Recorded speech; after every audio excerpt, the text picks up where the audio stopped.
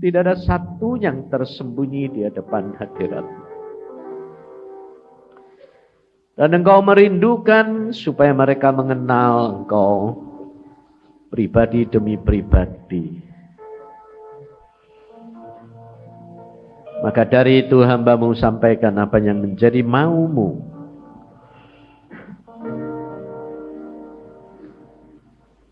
Karena Engkau sangat mengasihi mereka. Terima kasih Tuhan. Terima kasih Tuhan. Terima kasih Bapakku. Dalam nama Tuhan Yesus kami mengucap syukur semua perkara. Mari Tuhan Roh Kudus, Engkau yang berkarya. Haleluya. Amin. Silakan duduk saudara. Mari kita buka lebih dahulu di dalam Yohanes pasal yang ke-15. Ayat 16. Yohanes pasal yang ke-15 ayat yang ke-16. Demikian firman Tuhan, bukan kamu yang memilih aku, tetapi akulah yang memilih kamu. Dan aku telah menetapkan kamu, supaya kamu pergi dan menghasilkan buah, dan buahmu itu tetap. Supaya apa yang kamu minta kepada Bapa dalam namaku, diberikannya kepadamu. Nah, saudara, ayat ini saya baru dapat di sini. Lalu Tuhan mengatakan, kamu tahu, kamu lihat, ini anak-anakku ada di hadapan hadiratku. Tuhan hari ini dia mau menetapkan, memilih benih-benih jadi orang-orang yang dipilih khusus, saudara. Jadi orang-orang yang dipilih khusus. Nah, kita kerap kali mengatakan seperti Paulus katakan, ya toh? Paulus kan dikatakan, Paulus akhirnya mengatakan, aku telah dipilih dari dalam kandungan. Nah, tapi saudara perhatikan hidup Paulus dari mulai dilahirkan sampai dia dewasa, sampai dia menjadi orang Farisi. Ternyata hidupnya secara rohani tidak memperkenankan hatinya Tuhan. Tetapi secara daging, secara manusia, kelihatannya dia sangat menyenangkan hati Tuhan. Karena apa? Dia menjadi pelaku hukum Taurat. Nah, lalu mengapa Paulus akhirnya berani berkata, aku telah dipilih Tuhan dari dalam kandungan? Karena setelah dia bertobat, dia mengerti bahwa rencananya Tuhan itu luar biasa. Apa yang kita pikirkan bukan pikirannya Tuhan. Kalau dipilih dari dalam kandungan ibunya, mengapa di dalam setelah perjalanan berapa puluh tahun itu kok dia hidupnya tidak menyenangkan hatinya Tuhan. Bahkan membunuh pengikut-pengikut Kristus Tuhan. Ini kita kerap kali tidak bisa mengerti, saudara. Karena apa? Karena kita berpikir masih pakai pikiran kita sendiri. Berhala kita itu adalah pengetahuan pikiran kita sendiri. Ini yang berbahaya sekali. Sehingga kerap kali kita tidak akan sampai. Nah, seperti saya sendiri terus terang, pada waktu saya dipanggil Tuhan nomor 12 itu, ditemui Tuhan Yesus bilang, jadi hambaku. Aku bilang, mana mungkin, saya bilang, tidak enak. Padahal Tuhan Yesus sendiri loh. Saya bilang, menjadi orang Kristen itu tidak enak. Lalu Tuhan berkata, masuk surga tidak gandeng-gandengan, dewek-dewek. Tapi itu lihat tuh, orang Kristen kok gitu. Kalau minggu suci, keluar dari gereja, mulutnya sudah berubah. Tuhan bilang, jangan lihat orang lain. Kamu mau masuk neraka karena orang lain? Enggak. Masuk surga mau enggak? Mau? Enggak bisa. Kalau kamu lihat orang lain, enggak bisa. Tuhan bilang, Sendiri. Baca Alkitab, alami. Tapi apakah setelah itu saya lalu umur 12 sampai umur 30 sampai 40 itu sudah bagus? Jungkir balik, jatuh bangun, jatuh bangun, jatuh bangun, jatuh bangun. Sebabnya apa? Dagingnya ini loh kuat. Sampai saya mengatakan begini saudara. Aku tidak mau Tuhan, tapi mau. Nah, aku bilang kok aneh. Sepertinya di dalam hidup saya kok ada dua. Mengerti firman, mengerti itu tidak boleh. Ada Roh Kudus toh. Tapi dagingnya mau. Jadi hidup roh saya itu hidupnya tarik-tarian. Sebentar baik, sebentar jelek. Ayo coba kamu anak muda. Kalau sudah kepepet, terus ada kertas ulangan di depan kamu. Ayo, kamu dihadapkan kenyataan enggak? Nyontek enggak? Nyontek enggak? Nyontek enggak? Betul enggak? Hah? Dihadapkan enggak? Betul enggak? Nah, terus kamu terus mikirnya apa?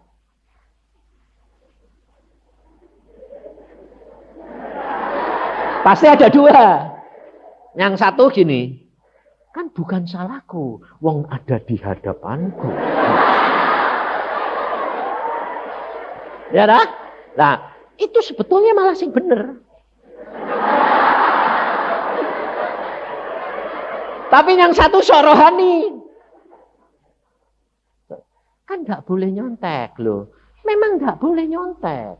Tapi kan yang nggak boleh itu kan kalau kamu cari sontekan.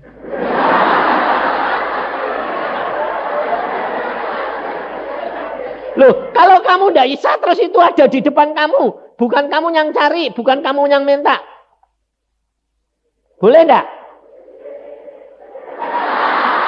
Kalau enggak boleh, salah, ke bodoh. Itu namanya sok rohani. Terus yang menentukan kamu boleh apa enggak siapa? Nah, iya itu bodohnya kamu. Nah, kenapa? Boleh enggak ya, boleh enggak ya? Bingung. Kenapa kamu bingung? Enggak usah pusing. Doa saja. Langsung Tuhan Roh Kudus. Ini kok lu kok ada di depan? Oh, pas aku enggak bisa, lu kok ada? Biar ini Tuhan. Nah, nanti kalau Tuhan enggak boleh, akan orang yang punya diambil. Pluk. Nah, ya enggak jadi toh. Enggak jadi nyontek, betul enggak? Lah tapi kalau orangnya diem aja, boleh enggak ya Tuhan? Aku tidak boleh, enggak apa-apa. Boleh. Ya lihat. Jadi jangan bodoh.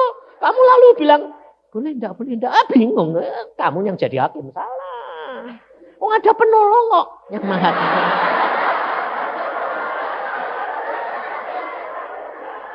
Loh, bener enggak? Loh, saya ngalami bukan kamu. Saya ngalami loh. Makanya saya itu bilang apa? Hidup dengan Tuhan itu jangan jadi berhala pikiranmu. Karena apa saudara? Karena kita kerap kali kepinteran, kita sudah lalu ngambil keputusan-keputusan pakai konsep sendiri. Makanya kita harus belajar. Tuhan di sini mengatakan, aku yang memilih kamu, bukan kamu yang memilih aku. Jadi haknya Tuhan apa haknya kamu? Tuhan, kamu mau bilang, aku mau dipilih, gak bisa. Aku mau gini, supaya terpilih, gak bisa. Kontes kecantikan. Kamu bilang gini, yang nentuin siapa? Juri nih. Kecuali kalau kamu ada koneksi. Loh, ngerti gak? Saudara perhatiin. Tuhan itu suka koneksi gak? Suka. Kamu perhatiin, Esther pada waktu mau dipilih. Loh, Tuhan sudah naruh di bagian keputrian itu kepalanya seneng be Esther. Lalu sudah dikasih semua yang nomor satu. Lalu dikasih tahu lagi. Nanti kalau ditanya raja, kowe jangan minta apa-apa. Aku tahu raja kepingin ini orang yang dipilih itu yang mana? Yang mau Nurut loh, nyenengke raja. Loh ya kan harus dikasih tahu ya, terang lulus toh ya. Wong aku yang ngalami dulu. Wong aku tuh makanya aku sampai bilang gini, Tuhan, engkau ini kok sayang mbak aku tuh di mana letaknya itu di mana? Wong aku sendiri lihat, kalau aku jadi Tuhan aku lihat diriku tak buang. Wong ndak ada sing baik. Tuhan bilang apa? Kamu tahu? Kamu di dalam kandungan ibumu, kamu itu dibuang. Lalu aku lewat, lihat kamu dibuang di tempat sampah. Lalu aku lihat, aduh ini anak kok dilihat. Lalu dilihat sama Tuhan, ada baiknya apa enggak sih? Waduh, jahatnya kok kotornya kok. Tapi karena di antara sampah sama saya, lumayan saya.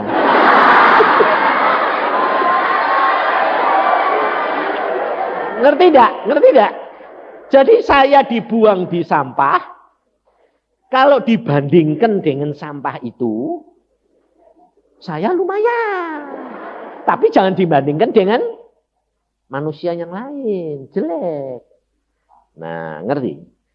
Tuhan itu kalau nilai, itu tidak kamu dibandingkan Tuhan, dibandingkan dirinya. Nah, saat dia lewat, dia lihat kamu di mana?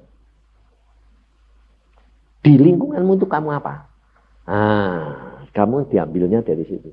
Tuhan tuh, aku bagaimana ya caranya ya? Bahasa Indonesia ini apa ya? Jawa ini tuh, Tuhan tuh suka sakdek, saknyet.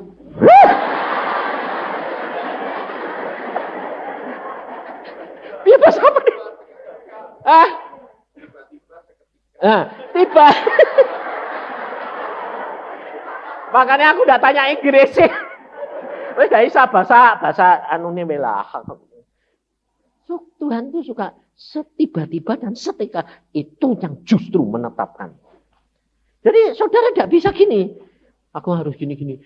Pas kamu baik plus Tuhannya enggak nengok. Kok pas kamu sedang berbuat jahat Tuhannya, enggak ketemu. Kehilangan momentum. Wah.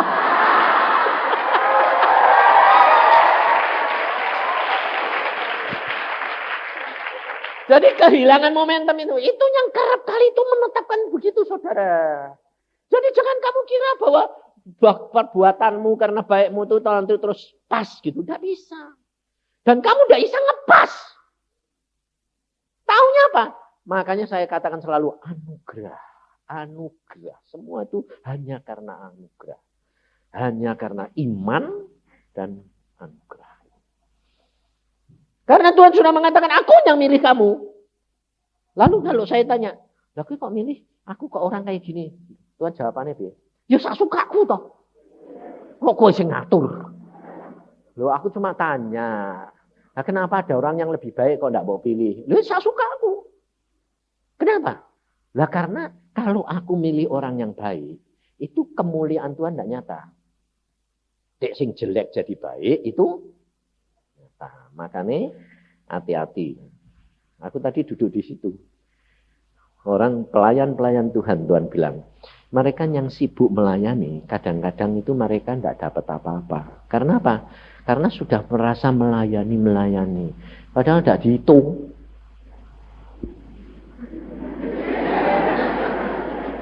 Nanti ketinggalan repot loh. Soalnya apa? Saya dulu waktu muda, satu, pemalu. Diem. Bahasa Jawanya itu selingus. Nggak ngerti, kayak bingung. Aku ya nggak ngerti. Orang Bandung itu, orang Jawa Barat itu sampai protes saudara. Kalau beli kaset di Jawa itu, kamu ngomong bahasa Indonesia. Lah aku muni lawang, aku di tengah-tengah seorang Semarang Jawa. Aku isone Jawa. Lalu saudara tahu? Tapi pada waktu itu orang tidak tahu kalau saya itu punya watak yang jelek kayak gitu, itu tidak ada yang tahu. Belum muncul. Jadi kelihatannya halus, diem, turut kur. Meskipun tidak bisa nyanyi. Loh aku tuh tidak bisa, ambil nada itu tidak bisa. Jadi kelihatannya bagus. Tapi kalau sudah muncul baru kamu tahu bahwa jeleknya kayak apa. Semua super jelek. Tapi di situ Tuhan pilih. Nah, maka dari itu kita hari ini, saya tadi berdoa, Tuhan bilang, hari ini aku mau supaya engkau berikan apa yang aku mau. Karena hari ini aku mau memilih benih-benih, memilih orang-orang, anak-anak, muda, tua, yang aku mau pakai. Aku mau pilih supaya mereka berbuah, buahnya tetap. Jadi tergantung kamu. Lalu saya bilang, dalam bidang apa? Saya bilang, lalu Tuhan bilang, ajarkan, minta mereka supaya bergaul karib dengan aku. Bergaul karib dengan aku. Dan ini momen ini, tawaran ini tidak semua saudara. Tidak sewaktu-waktu, tidak ada. Tidak ada. Tuhan cuma bilang, aku mau hari ini, sore ini. Aku mau mereka ada menyediakan diri bergaul karib dengan aku. Nah, lalu kita kalau sudah tahu gitu, kita belajar. Kita kembali lihat siapa orang yang dikatakan sahabat Allah. Siapa? Abraham. Nah, lalu apa yang dilakukan oleh Abraham? Kenapa dia sampai Allah mengatakan iya sahabat Allah? Dia ditetapkan sebagai sahabat Allah setelah dia melakukan firman atau dia kenal langsung dikatakan sahabat setelah dia melakukan firman. Nah, demikian juga saudara dan saya. Saudara, hari ini Tuhan mau panggil. Tapi tergantung daripada kamu. Nah, maka dari itu kita lihat apa yang dilakukan Abraham. Kenapa akhirnya dia bisa mencapai disebut kebenaran, disebut bapak orang beriman, dan akhirnya disebut bapak sahabatnya Allah. Bagian apa yang kita harus bayar? Nah, ini yang penting saudara. Bagiannya Tuhan, itu hak dia. Dia punya otoritas. Tapi bagian saudara. Nah, lalu kelemahannya di mana? Supaya saudara dan saya jangan mengulangi. Kenapa? Waktunya sudah singkat. Ini waktunya sudah tidak lama. Kalau saya bilang singkat itu jangan lalu bilang berapa tahun. Nah, mesti lalu timbul gini. Berapa lama? Berapa tahun?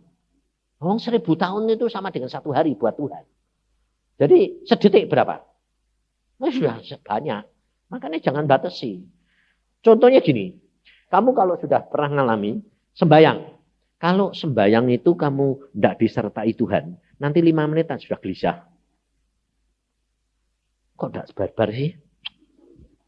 Gelisah. Tapi kalau kamu disertai Tuhan, 1 jam itu tahu-tahu set sudah. Loh kok sudah 1 jam? Kadang-kadang itu kalau saya sembahyang diam gitu, Tuhan bilang gini, udah waktunya habis, cepat sana mandi, waktunya sudah habis. Lu baru sebentar, Tuhan. Sebentar piye? Coba lihat. Loh, kok sudah 1 jam setengah? Hilang. Sebab apa?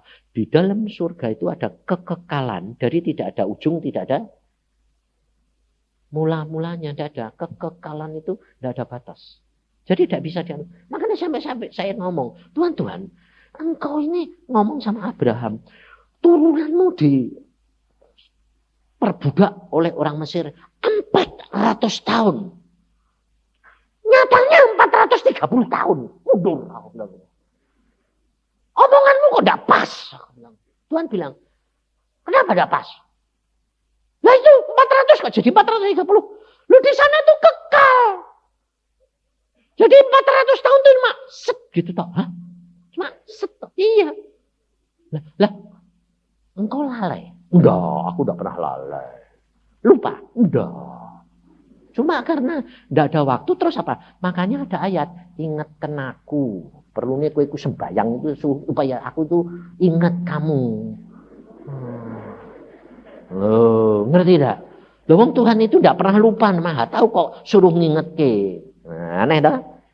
Karena Tuhan tuh sayang kamu. Supaya apa? Jangan kelewatan. Tapi kowe kepengen njaluk apa? Kecepatan. Saiki Tuhan bilang, oh, Tuhan sudah lihat, baru segitu kok sudah minta cepat-cepat. Lah, malah kamu minta cepat-cepat, malah tidak diperhatiin, malah kelewat. Timingnya harus pas. Yang tahu pas apa? Roh Kudus. Makanya Roh Kudus itu dikasih kita itu penak. Bapaknya di sana, Yesus di sana, Roh Kudusnya sama kita, penak. Bergaul saja karib, ngomong aja. Lah terus kamu cuma selalu pakai pikiran ini. Lah ngomong sih aku sudah ngomong Pak, tapi nggak ngerti loh. Nggak ngerti apa? Jawabnya loh. Nggak perlu ngerti. Dia sudah ngerti, betul? Dia pasti ngerti toh. Cuma di pengertiannya dia, kamu nggak ngerti. Itu, sudah. Lah nanti kalau dia ngomong bagaimana? Lah ya tidak apa-apa. Biarin dia ngomong. Yang penting kamu ngerti. Lah dia tidak ngerti. Itu masih pakai akal lagi. Tidak ngerti. Ya tidak bakal ngerti. Oh tidak ngerti, kok tidak bakal. Lah terus bagaimana bisa ngerti? Dengan hati yang percaya bahwa dia pada waktunya berbicara, aku pasti ngerti. Karena dia gampang memberi aku pengertian. Jadi harusnya cuma tinggal apa? Percaya. Lah kayak Abraham gitu loh. Abraham pada waktu dipanggil oleh Tuhan, Abraham pergi, tinggalkan dari keluargamu. Pergi. Caranya Tuhan tuh gitu. Abraham tanya enggak? Kemana? Ngapain? Enggak. Abraham itu orangnya nekat. Makanya ikut Tuhan itu perlu nekat.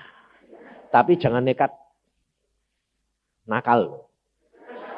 Pikiranmu terus merasa dari hati, terus dari Tuhan.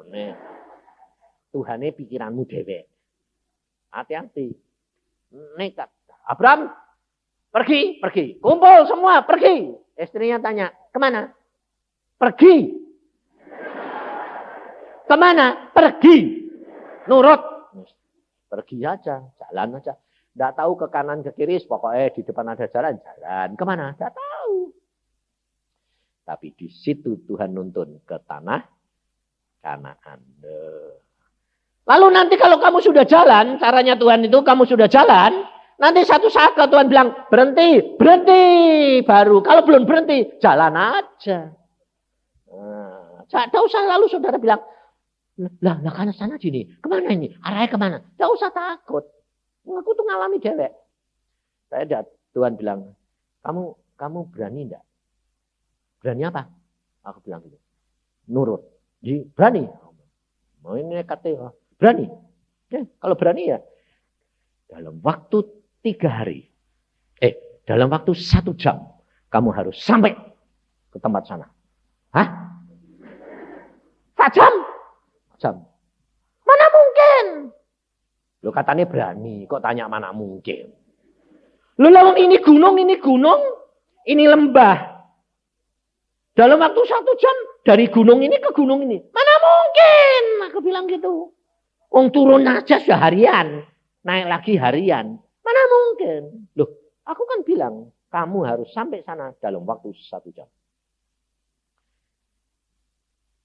Tidak mungkin. Di dalam aku, mungkin enggak? Mungkin. Saya bilang, nah ya sudah. Loh, aku terus bilang gini, kenapa sih Tuhan? Tek nyuruh orang kok sing aneh-aneh gitu. Kalau kita bilang apa? Tuhan bilang, aku sudah mengukur kamu. Kamu tidak akan dicobai lebih dari kekuatan. Aku sudah melihat kamu bisa.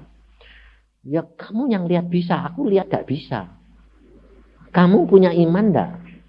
Punya. Ya sudah.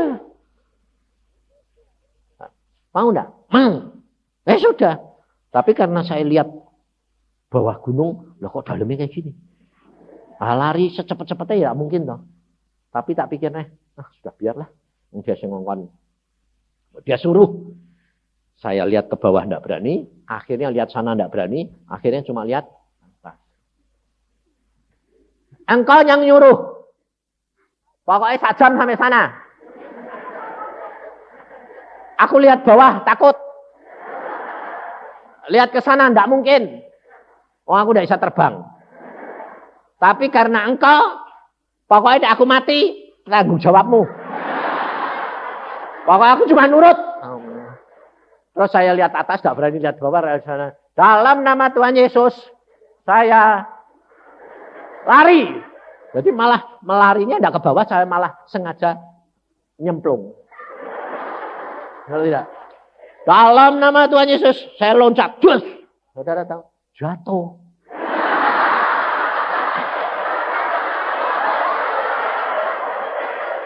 Jadi jangan kira kalau kamu loncat terus sampai dipegang malaikat. Plok. Lah itu salahnya.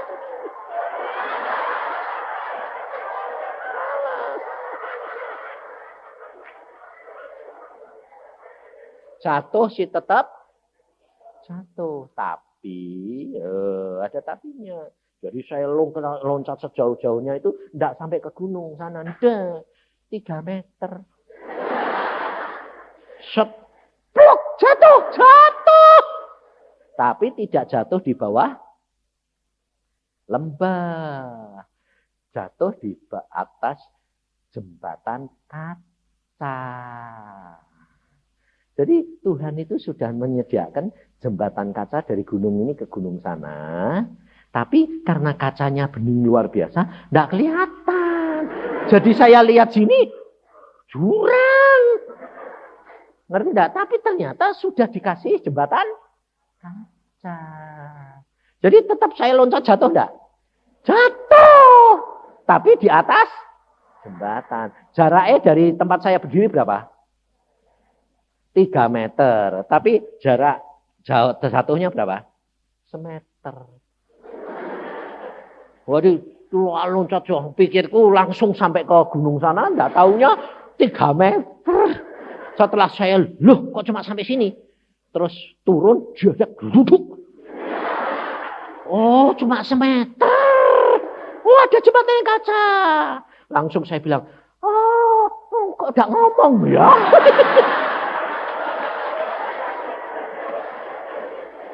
Loh, kepengennya kamu ngomong dah? Diomongin dah? Enggak, Tuhan enggak gitu. Tuhan sudah nyiapkan, kamu tinggal beriman. Lakukan. Saya jeglek jatuh. Oh, maksudmu tuh gini. Langsung saya ngebut, lari biasa. Wah, 1 jam tepat sampai. Loh, Tuhan lalu ketawa. Waktu saya jatuh gelodok, aku bilang, oh ada. Tuhan ini mesem gini. Nah, ngerti gak?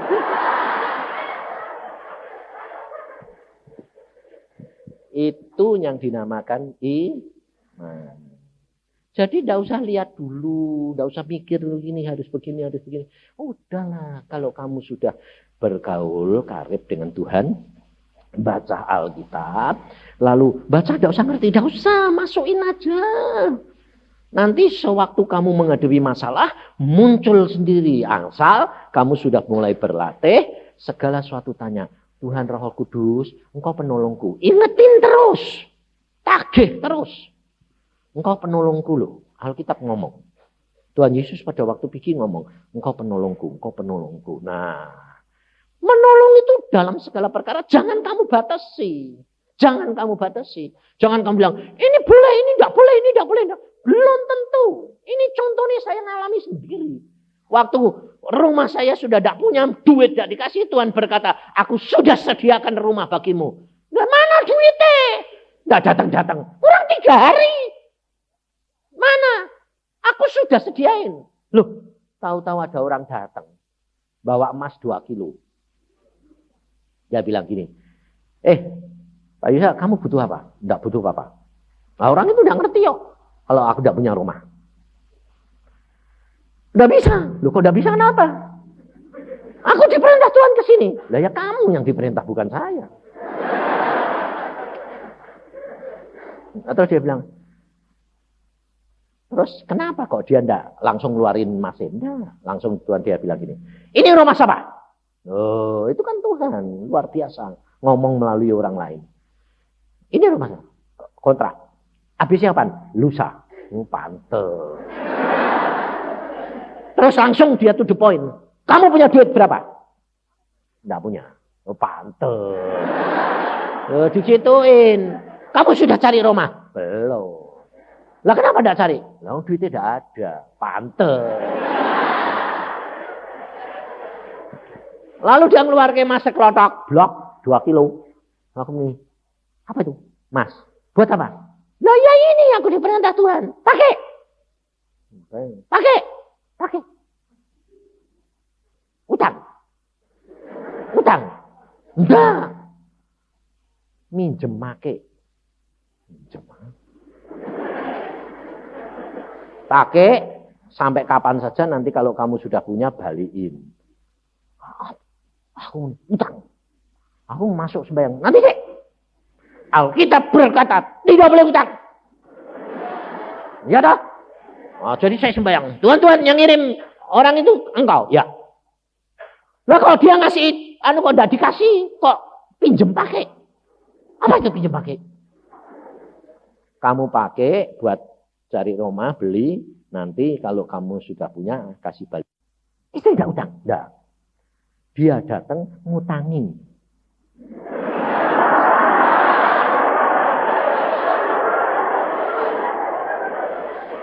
Kalau utang, kamu yang minta. Ini enggak, kue enggak minta. Kue enggak mengharapkan, enggak. Dia datang dewek. Pakai. Enggak utang. Enggak. Dia datang minjem. Loh, minjem kan utang. Loh, kue tak minjem. Nah, makanya saudara tahu. Kalau engkau bergaul dengan Roh Kudus, kamu tidak akan mengerti jalannya Tuhan, bukan jalan kamu. Dan itu luar biasa. Akhirnya bilang, jadi ini aku pakai. Mengaku yang merintah. Ngerti saudara? Dan ternyata saya bilang, loh ini apa tidak melanggar firman? Tidak. Kenapa aku perintah kepada Saul? Bunuh orang Amalek. Semuanya. Justru dia tidak bunuh seluruhnya. Salah. Padahal menurut hukum Taurat, bunuh itu tidak boleh. Tapi karena aku yang merintah. Aku hakim di atas segala hakim. Kamu tidak salah. Sekarang orang penjara yang divonis mati sama hakim. Tembak mati. Yang nembak siapa? Tentara toh? Brimob toh?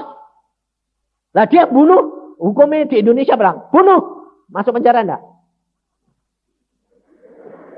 Enggak toh? Nah, dia bilang, loh, ada hukumnya loh Pak. Gue gak boleh bunuh Pak. Loh, aku diperintah kok. Sebenarnya apa? Hakim. Minta bunuh. Loh, kamu enggak salah. Enggak salah. Yang salah ya hakimnya. Aku salah. Nah, ngerti? Yesus Tuhan adalah hakim di atas segala hakim. Kalau dia yang merintah melalui Roh Kudus, saudara dibebaskan. Ngerti? Maka dari itu saudara dan saya bagian saudara apa? Hanya kalau engkau sudah tahu persis Roh Kudus yang ngomong, jalanin. Engkau akan melihat kemuliaan demi kemuliaan. Tapi ingat, di dalam jarak kamu mendengar dan kamu melakukan, ada harga yang engkau harus bayar. Dan harga ini yang menyebabkan engkau tidak dapat bayar dan gagal. Kenapa? Tidak tahan bantingan. Tidak tahan hinaan. Tidak tahan cemoohan. Dan itu bukan iman. Iman yang kuat. Yang benar-benar tahan terhadap hinaan. Tahan terhadap cemoohan. Kamu perhatikan perempuan Kanaan pada waktu dia anaknya sakit. Lalu dia datang kepada Tuhan. Dia berkata apa? Yesus tolong. Yesus tolong. Teriak-teriak. Muridnya berkata, diam. Tutup mulut. Masa bodoh dia. Yesus. Wah, akhirnya Tuhan Yesus bilang, panggil dia. Panggil. Apa yang kamu mau? Dia bilang apa? Tuhan, tolong anakku sembuhkan. Jawaban Tuhan Yesus apa? Tidak layak. Aku diutus untuk orang Israel. Tidak layak roti buat anak-anak diberikan kepada anjing. Bayangin saudara. Tuhan Yesus sendiri mengatakan perempuan Kanaan itu tidak lebih dari seekor anjing. Dihina enggak? Penghinaan enggak? Tapi perempuan itu sakit hati pada. Dia malah bilang apa? Benar loh. Dihina kok malah benar Tuhan. Tapi anjing loh, dapat remah-remah. Tuhan Yesus berkata apa? Besar imanmu itu. Cuma gitu toh. Pulang, anakmu sudah sembuh. Loh, enggak usah. Dalam nama Yesus sembuh. Tangkingin. Enggak usah. Karena kamu sudah bayar. Imanmu dihina, tidak goyah. Tuhan Yesus berkata, tidak layak diambil roti. Betul Tuhan. Tapi anjing kan dapat remah-remah. Anaknya malah tidak dapat roti ini. Anjingnya dapat remah loh. Anjingnya makan, anaknya tidak makan. Makanya itu orang Kristen, saudara. Makanya benar-benar saya alami. Alami sendiri, tidak usah khawatir. Kamu di sekolah bodohnya kayak apa? Kalau kamu gantung sama Tuhan dengan Alkitab, saya jamin mesti pintar. Aku dulu ya bodoh. Karena ngalami dewek. 14 tahun umurnya kelas 3. SD. Enggak bodohnya kayak apa coba. 14 kok umur 14 kok kelas 3 SD. Nah, nyatanya Tuhan bilang ini, sekolah. Aku ngomongnya dari mana? Saya bilang, Tuhan, aku ini umur 14, sudah 2 tahun ditemuin Tuhan. Aku bilang, Tuhan, aku ini umur 12 kok baru kelas SD. Aku ini jadi jongos terus, Tuhan. Sampai engkau tua jadi jongos, Tuhan. Aku cuma ngomong gitu sama Tuhan. Terus Tuhan ngomong apa? Sekolah. Apa? Sekolah. Kemana? Semarang. Sekolah. Bagaimana caranya? Papa tidak punya duit. Miskin. Saya mesti kerja untuk makan. Orang tua dan anak-anak. Ya. Tapi saya bilang, sekolah. Ya. Sekolah. Ngomong sama mama saya. Mah, aku mau sekolah. Nangis mamanya. Yang bayari siapa, nak? Nggak usah bayar, mama. Loh, nggak tahu. Pokoknya aku bakal sekolah, mah. Kemana? Semarang. Apalagi ke Semarang, nah. Ngongkosi kamu ke Semarang saja ada. Nggak usah bayar kok, Ma. Nggak usah nganter ke. Nah terus bagaimana? Nggak tahu. Siapa yang nyuruh kamu sekolah? Tuhan. Ngomong apa? Sekolah. Apa gimana? Nggak tahu. Tapi sekolah. Nah, kakak mama dikirim ke Jepara. Dia bilang, datang-datang malah lihat saya. Bilang, kamu udah sekolah, kamu jadi kacung terus. Loh kok persis? Persis doaku, ngomongku, ya dah. Terus dia bilang, sekolah. Siapa yang om? Kamu datang Semarang, ke rumah cari rumah saya, ikut saya, pagi sekolah, sore kerja. Nanti aku yang bayari kamu sekolah. Nah, aku bilang, loh Tuhan cocok. Terus mikir, itu kalau dia naik mobil terus aku diajak lumayan. Dah, kamu datang sendiri. Aku datang sendiri pakai apa Tuhan? Akhirnya Tuhan bilang, datang. Nanti aku berkati mamamu. Mamah dapat untung, dapat uang sedikit. Hanya bisa naik apa? Dokar. Naik kuda. Dokar rombongan. Dokar 1, 2, 3, 4, 5 orang. Jadi saya dari Jepara ke Pecangaan, nunggu penumpang yang lain. Sampai sana ganti dokar lagi ke Mayong. Dari Mayong ke Kudus, dari Kudus ke Demak, Demak ke Semarang. Dari jam 4 pagi sampai Semarang jam 8 malam.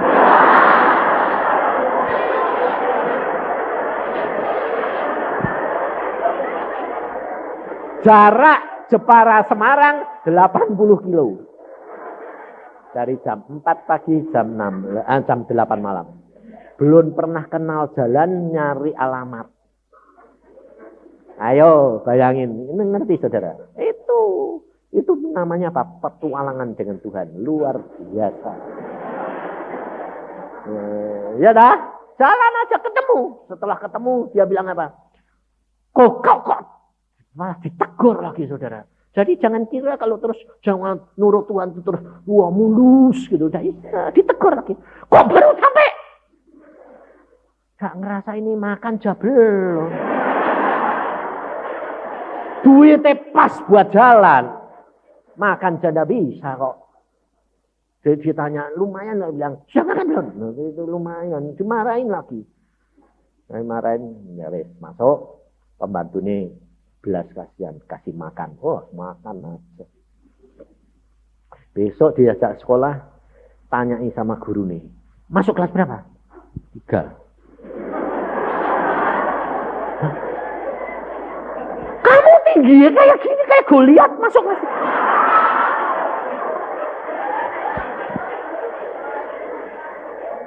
Ayo, dihina lagi enggak? Makanya itu, kalau kamu beriman mesti berani tahan bantingan. Nah, itu iman. Saudara tahu? Ya, Abraham itu berani, saudara. Saya lewat gitu. Kelas berapa kamu masuk? Kelas 3, Pak. Udah bisa. Kok lucu lu? Udah bisa. Kenapa, Pak? Nanti jadi tontonan, merusak suasana.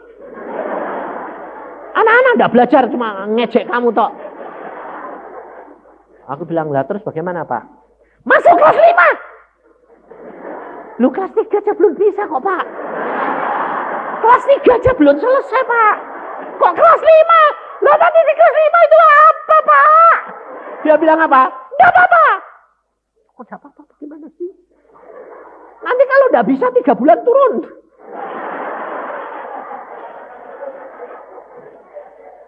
Jadi kalau saya pada saat itu mikir, saya mau enggak? Akhirnya bilang apa? Tidak mungkin. Betul lah? Akhirnya saya enggak sekolah. Kembali jadi jongos. Tapi saya bilang, kelas 5 Pak. Baik. Rasanya itu mantep. Wah lumayan, kelas 5. Padahal bodoh nih. Nggak sadar nanti di kelas 5 tuh. Jadi ejek-ejekan lagi kenapa? Asal baca, nggak bisa. Siapa yang nggak bikin PR? Saya. Gurunya selalu bilang apa? Langganan.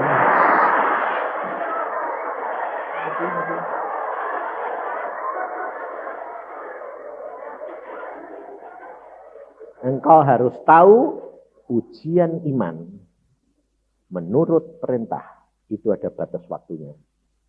Ngerti saudara? Saya tekuni terus. Tiap hari tolol, bodoh. Nah, terus harus buat sing dibuat apa? Oh enggak ngerti. Baca, oh enggak ngerti. Segala enggak ngerti ya. Jadi akalnya wis 3 bulan ya 3 bulan, nanti turun kelas 4 ya kelas 4. Enggak bisa turun kelas 3. Ya sudah, yang Tuhan ini mau gitu. Tapi saudara tahu, ada harga yang saya harus bayar apa? Tiap hari menangis di bawah kaki Tuhan. Saya di kelas tidak pernah menangis. Diejek, dimaki, tidak pernah nangis. Saya orang keras hati. Saya harus berani menghadapi. Tidak bisa, benar tidak bisa. Bodoh, benar bodoh. Tapi tidak nyerah. Ngerti saudara? Tapi kalau sudah sampai rumah, baca Alkitab sampai nangis. Tuhan, aku kok dibuat ejek-ejekan terus. Tapi karena Engkau berfirman, tak lakuin. Apapun biarin. Kurang seminggu baru Tuhan bertindak.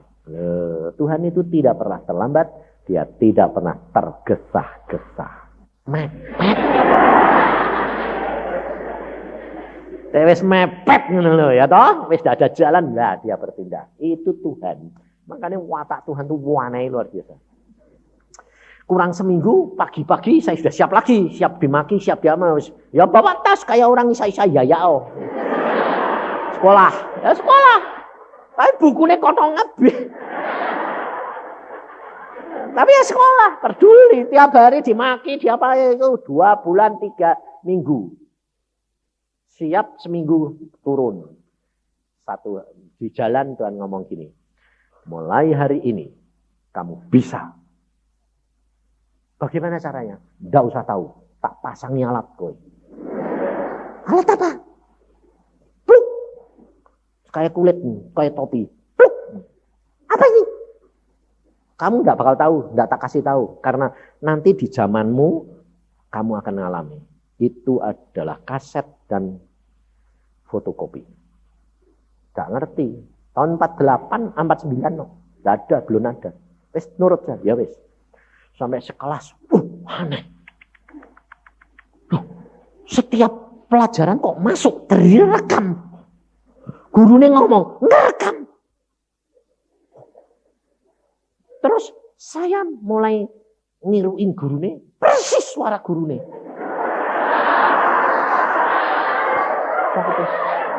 Wah, aku terus gini, aku aneh ini apa ini? Gak ngerti saudara sendiri pun gak ngerti. Kalau Tuhan bertindak buat saudara, tidak.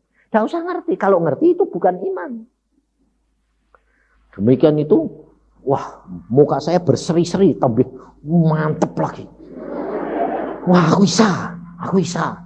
Tapi kalau kamu demikian, kamu bilang aku bisa, ditunjukkan bahwa kamu tidak bisa. Nah, kalau kamu sudah mulai bangga, mulai senang, pasti nyet lagi. Sebab demikian suruh baca, sampai saya tidak ngerti. Mana ya? Tidak ngerti. Gurunya bilang, baca! Tidak ngerti. Langganan! Udah bodoh tolol. Udah. Nah, memang bodoh tolol, Pak. Sini, hukum saja. Hukum. Oke, depan. Baca dari permulaan sampai akhir. Loh, bisa. Kalau dipotong-potong enggak bisa. Kaset pertama kali ditemukan itu enggak bisa dipotong-potong.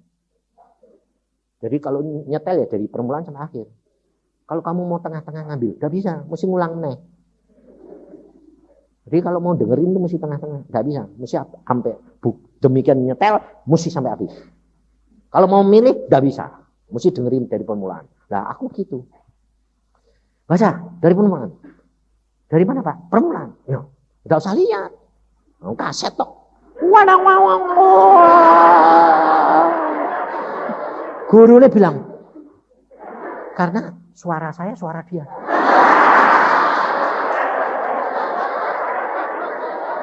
Melongo. Sampai tekuan-tekuannya itu suara dia persis suara. Lah kaset tok. Loh, kamu kok bisa? Loh bisa Pak, kalau dari permulaan. Lah suaranya kok suaraku? Lah iya, apa yang Bapak ngomong aku bisa? Loh, kok kayak beliau?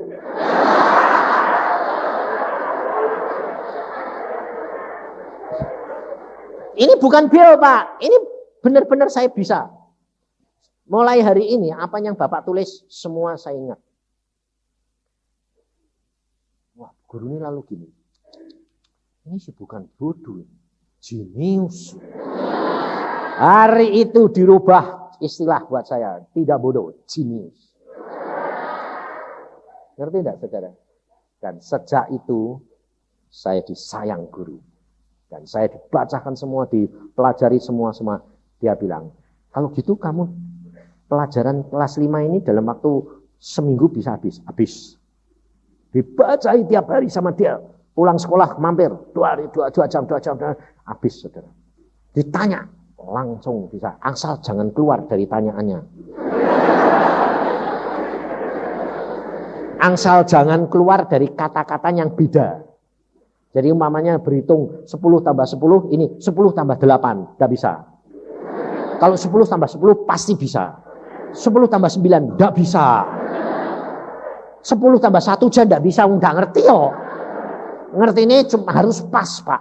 Loh, kok gitu kenapa? Nggak tahu Pak. Aku tahu nih bisa nih pas. Jadi Bapak kalau ulangan, mesti sudah yang soal yang sudah dikasih. Kalau belum, 0. Jadi saya dulu waktu sekolah di Karangtempel itu angka saya 10 atau 0. 10 apa 0, 10 apa 0. Dada, 8, 5, dada. Pokoknya 10 atau 0. Wes. Akhirnya malah saudara tahu, masuk kelas 6. Kelas 6 gurunya bilang, tak bacain semua ya pelajaran kelas 6. Dalam waktu sebulan habis semua pelajaran. Dites, jenius. Kalau gitu kamu sekolah sore, sekolah SMP. Jadi pagi di SD, sore di SMP. Ya tetap gak ngerti. Apa?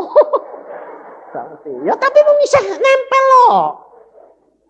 Saudara tahu, saya lulus SD, langsung masuk kelas 2 SMP. Hebat toh? Di SMP kelas 2 itu sampai akhir mau naik kelas 3, tidak tahu apa-apa, tetap masih blow on. Nah, namanya ilmu bumi, maunya matematika, tidak ngerti. Wes pokoknya gurunya dikasih tahu, asal ulangannya sudah pernah ada. Lah, buku-buku soal kan jawab kan banyak. Ini tak masuk ke semua. Jadi yang ulangannya persis itu sebodoh. Akhirnya gurunya bilang, ini anak aneh ini. Akhir SMP kelas 2, Tuhan bilang, kamu sekarang sudah normal. Pintermu sudah normal, alatnya tak ambil. Alat apa? Lupa. Nah itu sih tak pasang. Oh, dikelokop lagi. Klek. Loh. Terus mata saya terbuka beles. Tahu pelajaran. Pinter sampai sekarang. Ngerti enggak? Tidak bisa, makanya saudara percaya tak? Jalan dengan Tuhan luar biasa. Mengandalkan hanya Roh Kudus. Nah, Abraham pada waktu dia menghadapi kenyataan itu, dia tidak mikir. Tetapi pada waktu Tuhan tahu bahwa janjinya untuk Abraham tidak punya anak, Tuhan justru mengatakan, anak turunanmu akan seperti bintang di langit, pasir di laut. Abraham bilang, amin. Gak ngerti.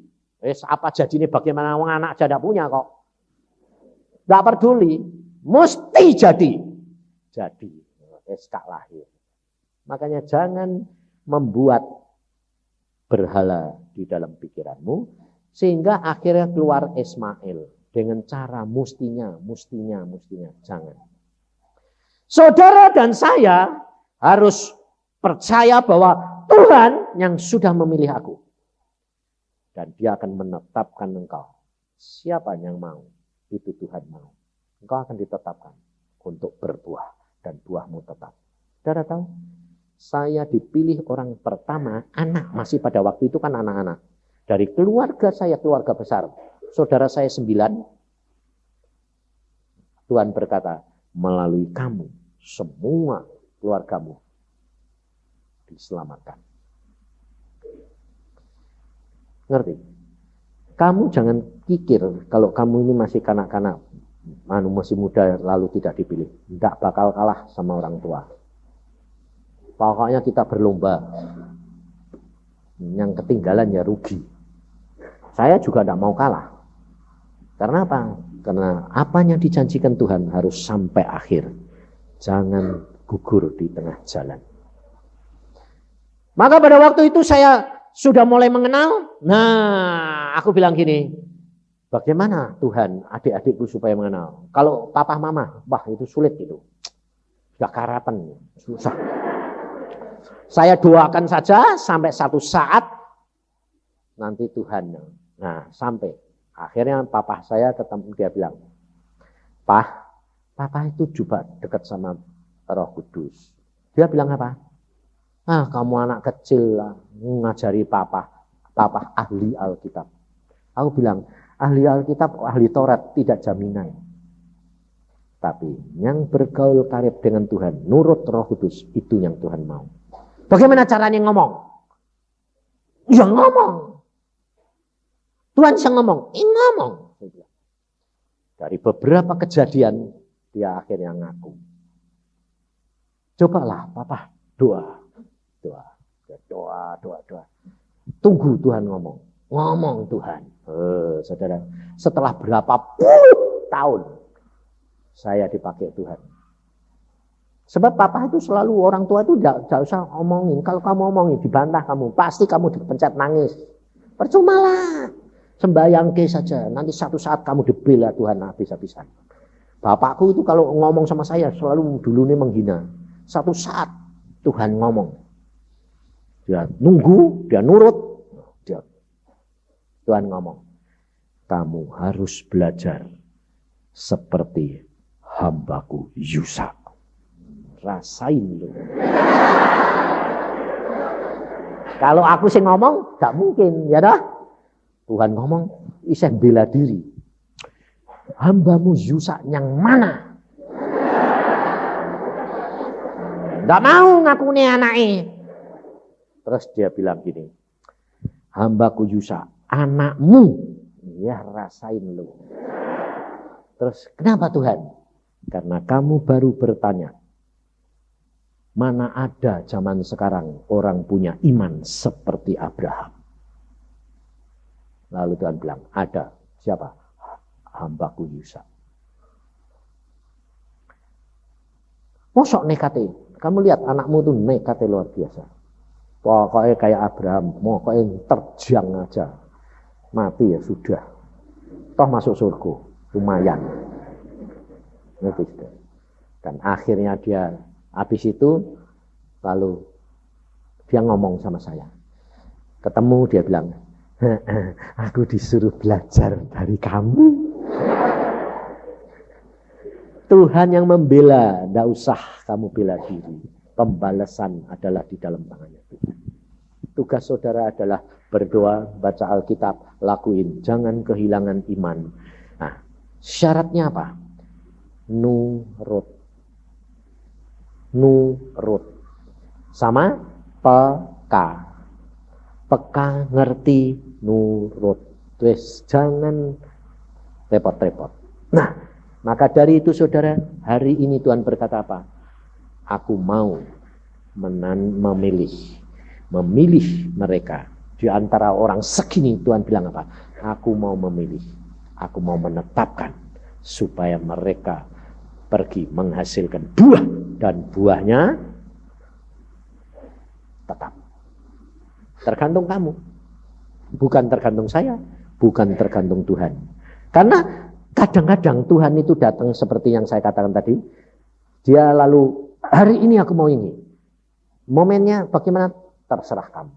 Nah itu, saat-saat seperti itu, saudara tidak bisa cari. Tapi itu maunya Tuhan. Dan engkau siap menyediakan diri. Itu yang penting. Saudara tidak akan bisa. Caranya bagaimana? Harus begini, harus begini. Tidak bisa. Hanya ada satu jalan. Saudara selalu ngomong, Tuhan maumu apa? Aku mau nurut. Udah. Nanti kalau ada suara hati dua, mengapa bisa terjadi suara hati dua? Nah, ini kamu harus perhatikan. Kalau pertama kali keluar, itu biasanya murni. Kalau suara yang keluar dari dalam hatimu itu tidak didahului dengan keinginan. Perhatikan. Sebab Alkitab sudah ngomong, apa yang tidak pernah timbul dalam pikiranmu, apa yang tidak timbul dalam hatimu, itu yang disediakan Tuhan bagi orang yang mengasihi Dia. Jadi kalau suara itu timbul setelah kamu ingin, itu tidak murni. Itu suara hati. Nah, meskipun tidak murni, kamu harus pegang prinsip. Tuhan, ini kok ada suara hati kayak gini. Ini daripadamu atau tidak? Kalau bukan, batalkan Tuhan. Kalau iya, aku turutin dan jadikan. Tidak bisa kamu deteksi pakai akal. Tapi kalau kamu tidak pernah ingin, tidak pernah memikirkan, lalu timbul suara hati itu, jangan lalu bilang gini, ini suaraku Pak. Demikian kamu mikir, ini suara Tuhan atau suaraku, suara hatiku. Pasti timbul suara baru lagi. Dan kamu tidak akan bisa melakukan. Demikian ada suara hati muncul, langsung ngomong, Tuhan, kalau ini daripadamu, jadi. Kalau tidak, batalin. Wes, lakuin aja. Jangan tanya-tanya. Jadi Tuhan. Tidak, jadi Tuhan. Tidak jalan. Jalan aja. Melangkah. Jadi. Dari situ kamu nanti akan mengenal. Oh Tuhan. Dan jangan takut. Kenapa? Kalau keadaanmu urgen, sangat urgen, dan kamu menghadapi masalah yang berbahaya buat kamu tidak usah takut. Nanti Tuhan itu ngomongnya disertai kuasa. Tidak ada kesempatan untuk kamu bertanya, tapi ada kesempatan untuk kamu melakukan. Jadi timbul, kamu didorong, lakuin aja. Mesti jadi. Tuhanmu itu Tuhan yang luar biasa.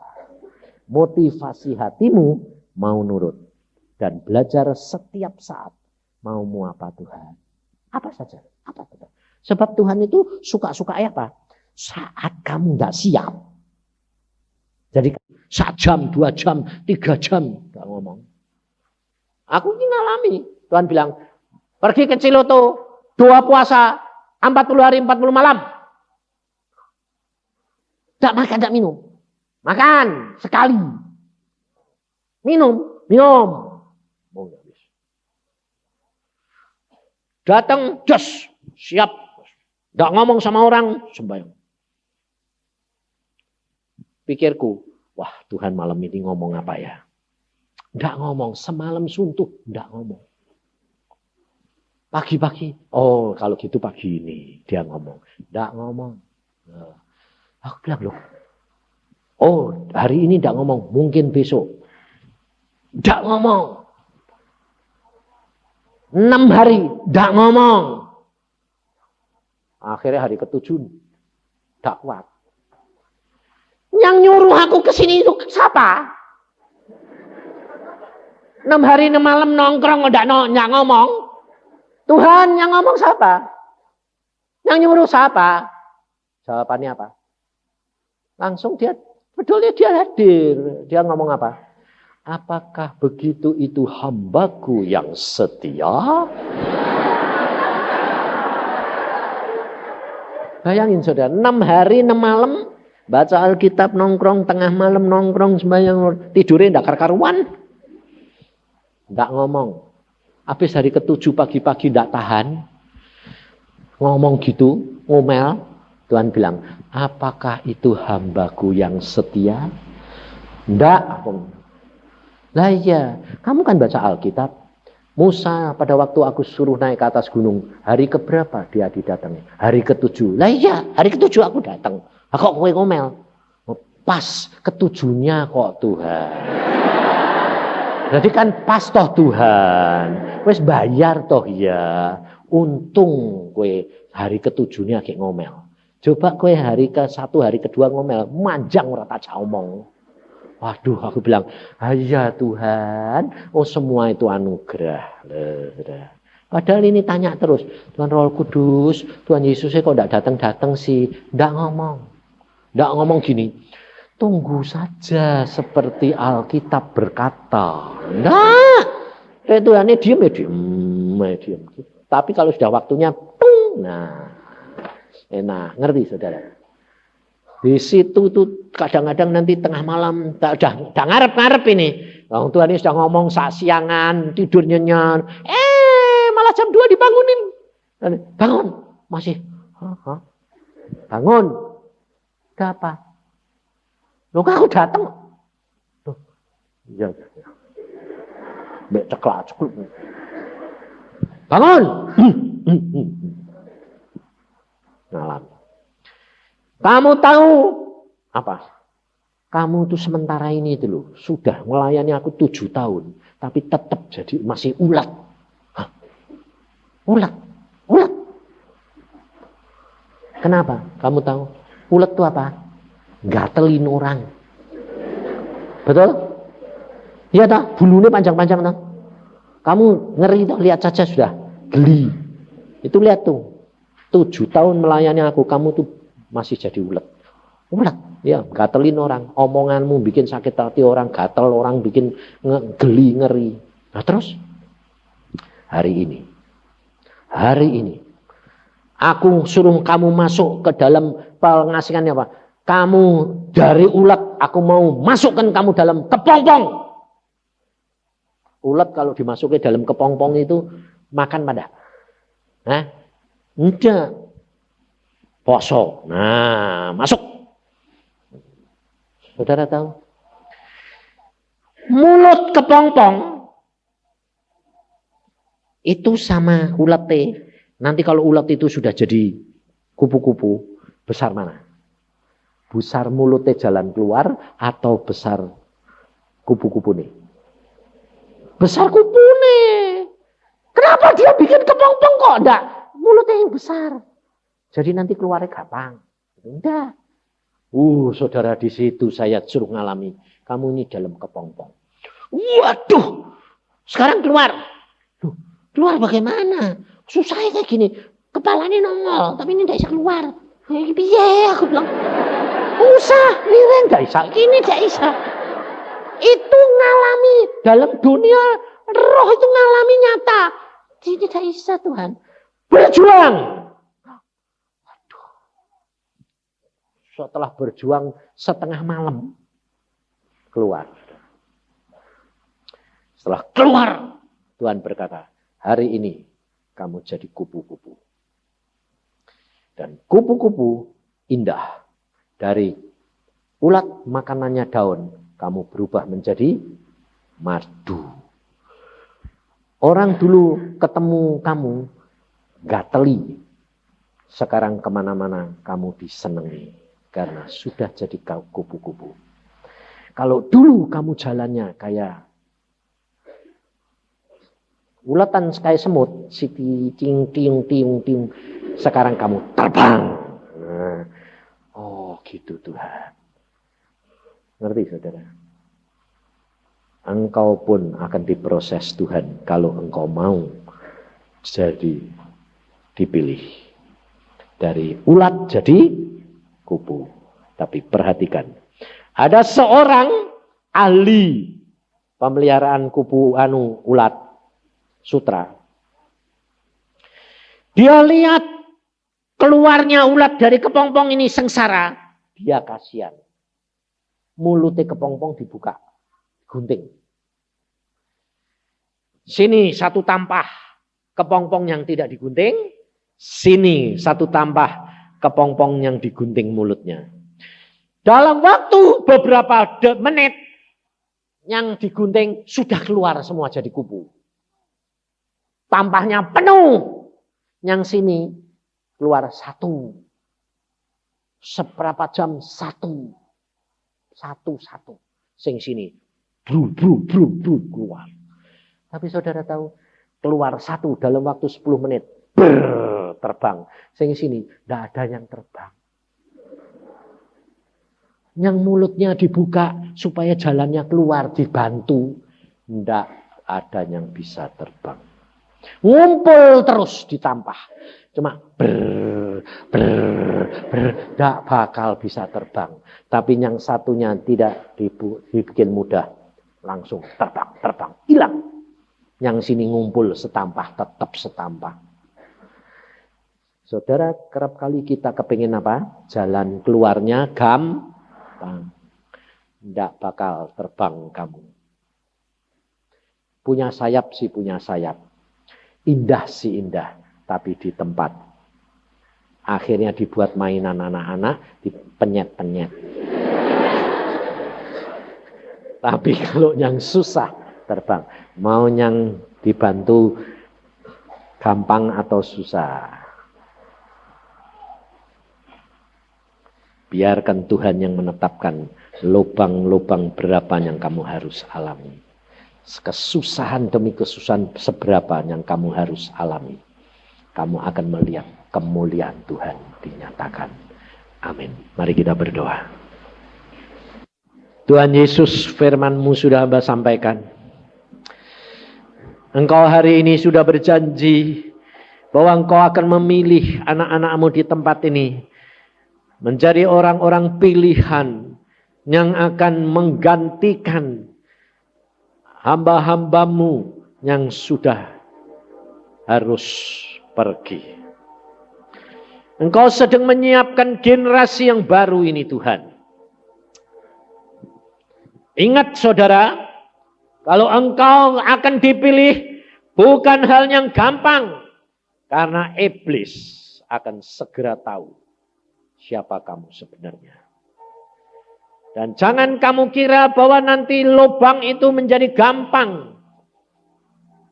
Tapi tergantung daripada kamu.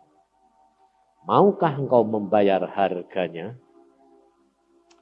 Ataukah kamu mau mencari jalan yang gampang saja Tuhan? Sudah terpilih, sudah berubah menjadi kupu-kupu, sudah indah, tapi tidak dapat pergi kemana-mana.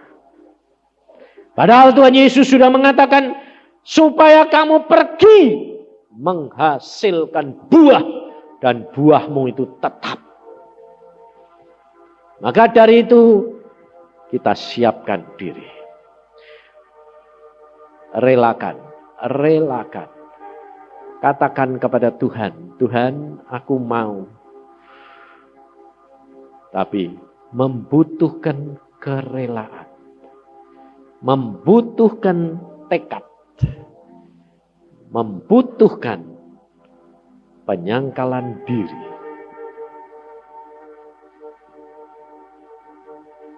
Menyalipkan diri. Rela menanti kegenapan daripada janji Tuhan.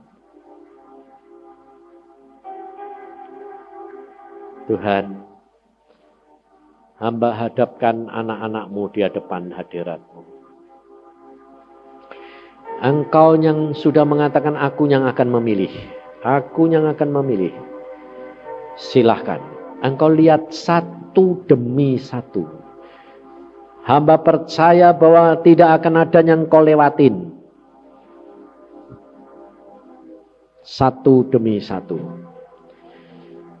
Engkau pilih, engkau suruh menggantikan siapa. Engkau sedang didik, engkau sedang proses, engkau yang tahu. Kelemahan dan kelebihan anak-anakmu. Tidak ada satu pun yang terlewat. Karena engkau maha tahu.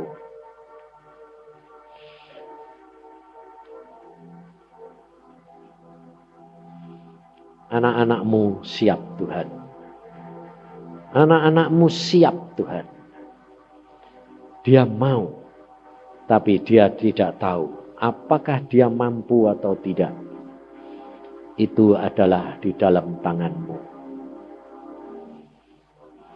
Tapi anak-anakmu siap. Tuhan Roh Kudus, engkau lihat kerelaan, penyerahan, berketergantungannya kepadamu. Kalau mereka siap, tolong Tuhan, engkau pilih, engkau tetapkan. Kaya karata sikikikia karata sakata.